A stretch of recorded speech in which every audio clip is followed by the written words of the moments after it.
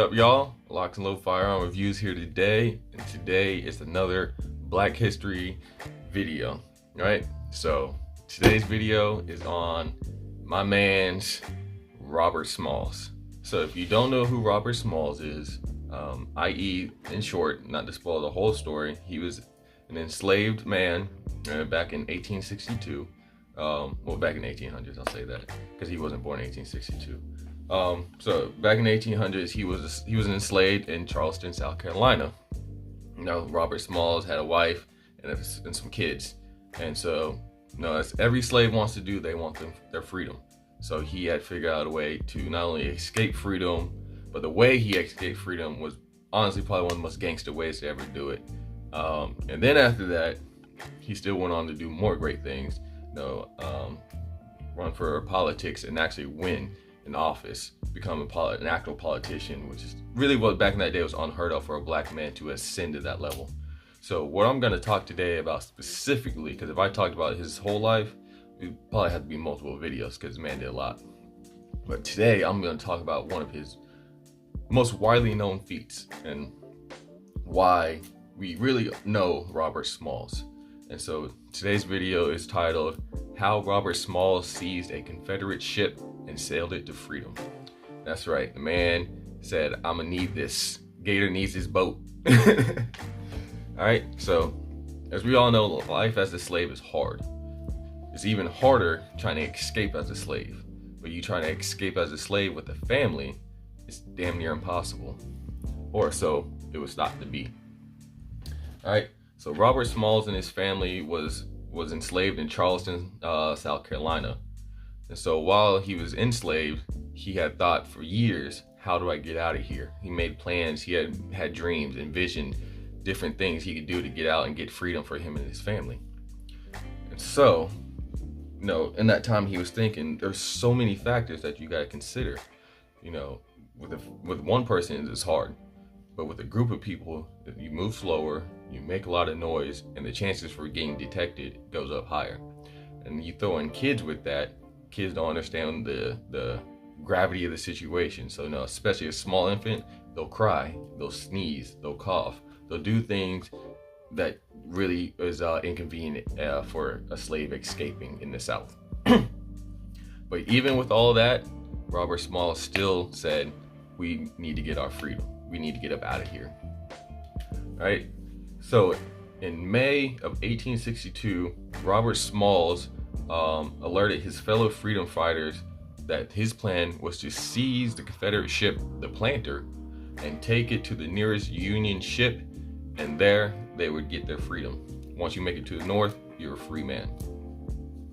So why steal a Confederate ship? That sounds pretty outlandish and just all right, Grand Theft Auto. And so the plan, Robert Smalls planned to commandeer the Planter and deliver it to the imposing Union ships outside of the Charleston harbor. At this time, the Union Navy had put up a blockade around all major ports of the South, ordered by President Lincoln. And so what that did was stop the South from getting supplies from their Navy. Charleston Port was one of the largest ports in the Confederacy. Charleston was a lifeline for the South. Although critical, blockading such an important port was a staggering task. There was many different channels in and out of the harbor and made stopping all traffic nearly impossible. Some ships were able to get through, but a lot of them weren't.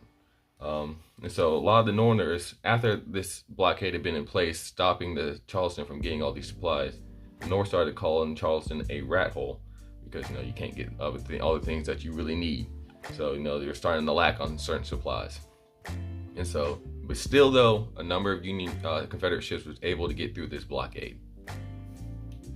All right, but with Smalls' idea, the way he had planned it out, after he had commandeered the ship, they would have to pass through several Confederate checkpoints before they got through the harbor and can safely approach a Union ship. There's a lot of things that's gotta happen before you make it to your freedom. All right. Another problem adding to this man's situation was that the ship itself would put out so much smoke and make so much noise that trying to hide it, trying to sneak past was going to be impossible. So they're going to have to approach these forts and checkpoints and give them a signal, like a passing signal.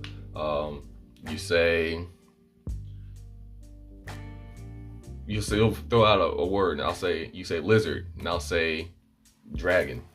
And so, okay, you give me the effective password, and so I'll let you through. You don't, there's gonna be an issue. And so Robert Smalls and his crew would have to figure out these Confederate passwords to get through these checkpoints before they got there. All right. So on top of that, the ship itself makes a lot of noise. Then there's another problem. The ship is not piloted or commanded by black people. This is the South, so only white officers are allowed to be in charge. It's kind of hard for a crew of enslaved men to impersonate white officers. But somehow Robert Smalls said he would figure out a way to do this. All right. So after they had made up this plan, Robert Smalls and his crew would have to find out a way again to deal with all these issues. All right. The first issue, the three white officers obviously made an obstacle. How will we have to get past these officers? Are we going to have to neutralize them? Are we going to have to wait till they leave? Are we going to have to tie them up? All these things that have to be taken into consideration. Secondly, they would have to avoid detection by all these guards as they pass through the ship. Make sure you know the signals at these different checkpoints. Then there was the family issue. Robert Smalls had a family, and so did the crew. His other enslaved members of the crew, they had families. So now they have to take the ship, go somewhere, pick up the family, and then continue on with the mission. All right. So all in all, it would have been a total of 16 people, all enslaved members on this boat, men, women, and children, who was going to bravely get through this harbor, through all these checkpoints, and make it to a Union ship without getting blown up. If you ask me, bro, it sounds crazy as hell just talking about it now in 2021. All right. All right. But with all that, Smalls had an ace up his sleeve. Smalls was already a part of the planters' enslaved crew. And also on top of that, Smalls was already a very highly trained pilot. Though the Confederate South never gave him the recognition nor the title of a pilot, he was a very good pilot and knew how to navigate through the harbors. Right? So this was the crew of the planter at the time. They had the three white officers, the captain, Charles J. Relier. I don't know how to say his name. He was 47. The first mate, Samuel Smith Hancock. He was 28. The engineer, Samuel Z. Pitcher. He was 34. All right. In addition to Smalls, the crew had a crew of 6 enslaved black men on the ship. All right. They had John Small, no relation to the guy we're talking about, Robert Smalls. They had Alfred, who served as an engineer, and they had the deckhands, David Jones, Jack Gibbs, Gabriel Turner, and Abraham Jackson. So that was the crew of the planter and the people that Robert Smalls was going to take with him to pick up his family and escape to freedom. All right, so how were they going to get this ship? That was the big problem. Well, luckily for Robert Smalls and his crew, the planter had a new captain, Relia. That's how I'm gonna say his name. He would occasionally leave the ship in the hands of the black crew to go home with his family, to stay with his wife, because at the time they didn't think black people would actually steal a ship or were smart enough to steal a ship, and so they would just leave the crew on the ship while the white officers would go out into the town with their families and stay the night. In doing so, Relia was violating Confederate military orders. The orders had told him that he must remain with the ship at all times, just in case something happened and they had to peel out within there. The captain was there with the crew and they could go. But he was not following orders and just doing his own thing, which was good for Robert Smalls. All right. So when Robert Smalls finally went to his wife Hannah and told her about the dangerous and risky plan, at first she was nervous. No, of course, you're scared. Well, what is the risk? Well, I could be shot. You could be sold. The kids could be whipped, hung, sold, killed, the whole 9 yards. But we're slaves. We want our freedom. You want to remain here, or you want to be free? And so his wife told him, I'd much rather be free. I'll take the risk. I want freedom for me, you, and our kids. And so with the backing of his wife, Robert Smalls then took the next risky step, which was recruiting his crew members. Again, someone of the crew could be like, hey, I ain't with this, and then bam, they could go snitching, and then the whole plan is foiled before we even get off the boat. But luckily for Robert Smalls, all of his crew members was on board with the plan and they was ready to ride. And so with that, Robert Smalls and his crew started making secret plans between April and May of 1862 to steal the planter ship.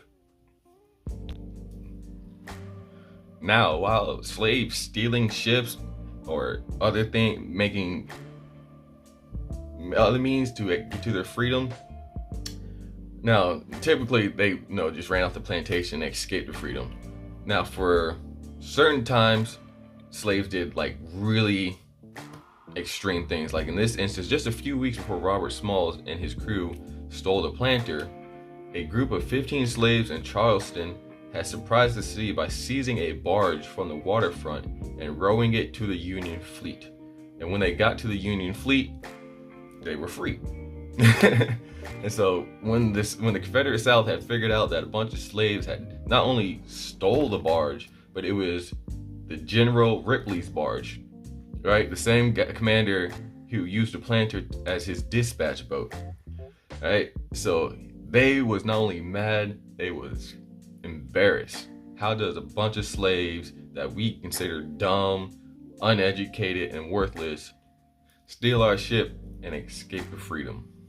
So they was pissed and embarrassed, but at the same time, they didn't do anything to fix the problem, which again was good for Robert Smalls and his crew. All right.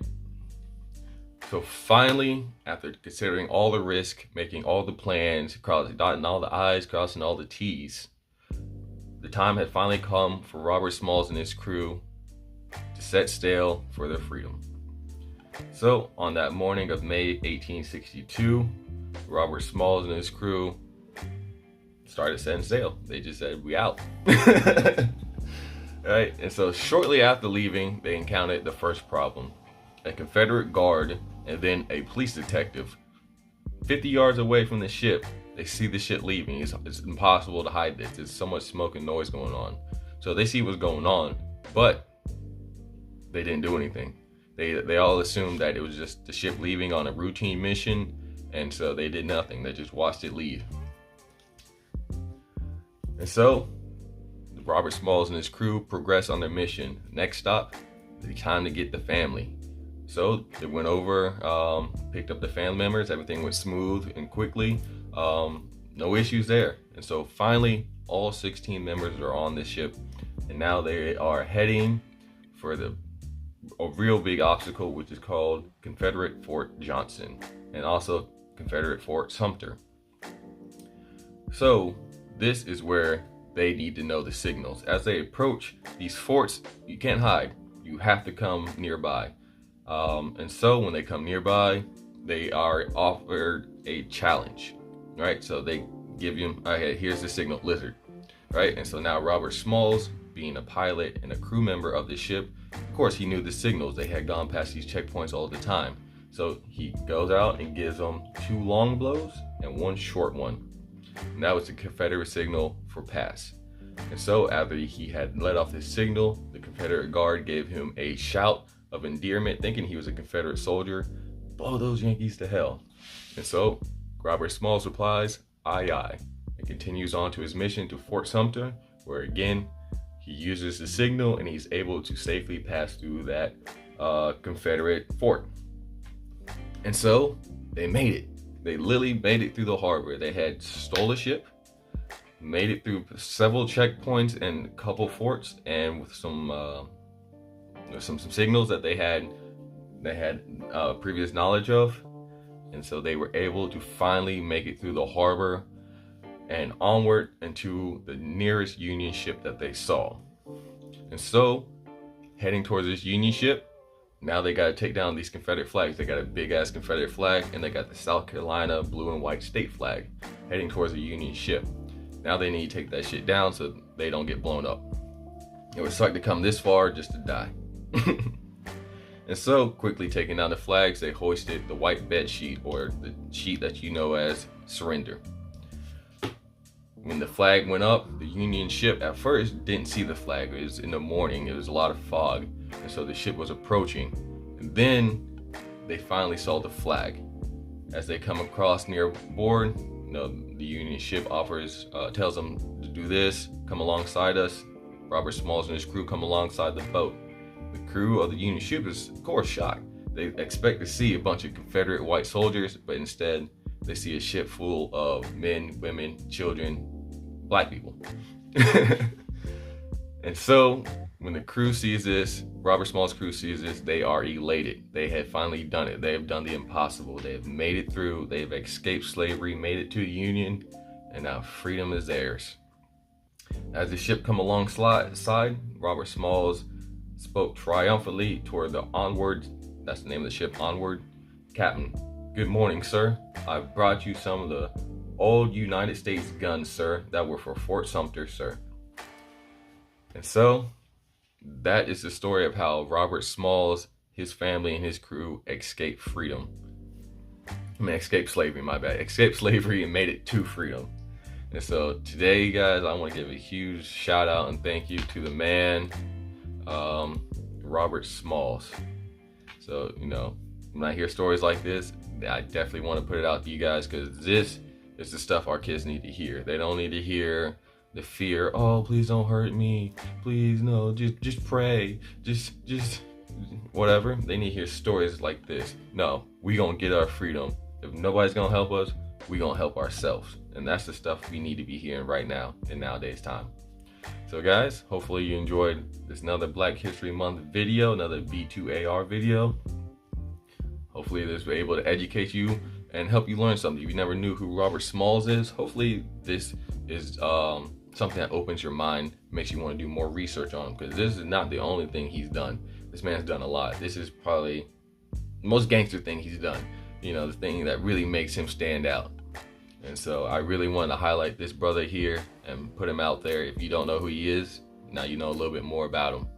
So guys, I want to thank you for watching the video. Again, always like, comment, subscribe. It helps me out. The more people who like, comment, subscribe, and share this video, the more people see it, the more YouTube puts it out there. And on top of that, if you're looking for guns, gear, ammo deals, patreon.com, post everything there. We're looking for firearm instruction, LocsNLoad firearminstruction.com. Get a class from me or ask me consultation questions. Where do I get a helmet? Where do I get a body armor? Where do I get guns? Where do I get bullets? Ask me in the consultation service. I'll answer that for you. And oh yeah, LocsNLoadFirearms.com to support the channel, and WillGunTheNation.com if you want to support the nation. So guys, thank you for watching the video. Stay dangerous. LocsNLoad out.